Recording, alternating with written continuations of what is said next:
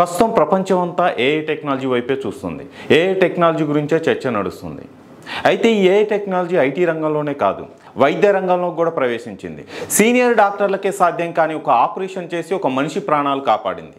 ఒక అరుదైన వ్యాధితో మరణం అంచున ఉన్న ఒక అమెరికన్ పౌరుడికి ఏఐ టెక్నాలజీతో వైద్యం చేసి తన ప్రాణాలను కాపాడింది. అమెరికాలోని వాషింగ్టన్లో ఈ ఘటన చోటు చేసుకుంది.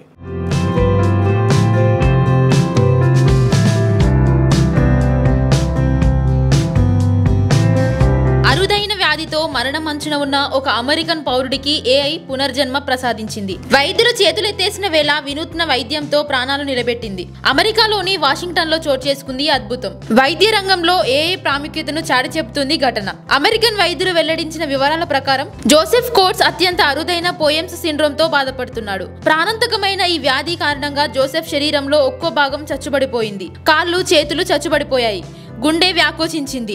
మూత్రపిండాలు ఫెయిల్ అయ్యాయి. ఈ పరిస్థితిలో సాంప్రదాయ వైద్యం పనిచేయడం లేదని, జోసెఫ్ ను రక్షించడం తమ వల్ల కాదని వైద్యులు తేల్చి చెప్పారు. అటు వైద్యులు ఇటు జోసెఫ్ కుటుంబ సభ్యులు ఆశలు వదిలేసుకున్నారు. అయితే జోసెఫ్ ప్రియురాలు తారా తెబల్డ్ మాత్రం ఊరుకోలేదు. వైద్య రంగంలో కృత్రిమ మేధ సాయంపై పరిశోధన చేస్తున్న ఫిలడెల్ఫియా వైద్యుడు డాక్టర్ డేవిడ్ ను ఆశ్రయించింది. జోసెఫ్ పరిస్థితిని వివరిస్తూ సాయం చేయాలంటూ ఈ మెయిల్ పంపింది. ఈ వివరాలతో డాక్టర్ డేవిడ్ కృత్రిమ మేధ సాయాన్ని ఆర్థించారు.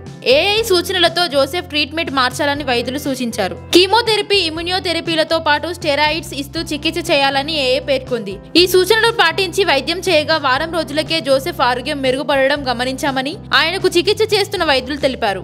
4 నెలల చికిత్స తర్వాత జోసెఫ్ ఆరోగ్యం మరింత మెరుగుపడిందని, స్టెమ్ సెల్ ట్రాన్స్ప్లాంట్ చేసేందుకు అనువుగా మారిందని పేర్కొన్నారు.